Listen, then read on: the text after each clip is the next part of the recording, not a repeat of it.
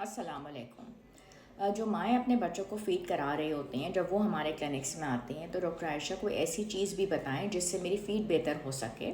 मुझे अपने बच्चे को फ़ीड कराना होता है, डाइट के हवाले से बताइए। तो उसमें ये कि ज़ीरा रात को भून लें और सुबह उसको नहार मुँह इस्तेमाल करें, इससे भी फ़ीड में बहुत फ़ायदा होता है। मेथी दाना रात को 1 चम्मच भिगो के रखें और उसका पानी सुबह पी भी लें और उस मेथी दाने को खा भी लें, इससे भी बहुत फ़र्क पड़ता है।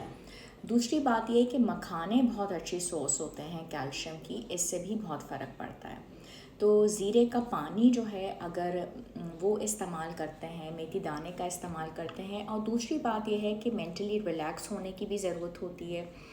और सुबह के नाश्ते में अगर जौ का दलिया इस्तेमाल करते हैं तो उससे भी फ़ीड पे बहुत अच्छा रिज़ल्ट आता है। चूँकि मैं डॉक्टर होने के साथ साथ ग़िज़ा की डॉक्टर हूँ, तो मेरी कोशिश होती है कि ग़िज़ा के ज़रिए आपका फ़ायदा आप तक पहुँचा सकूँ।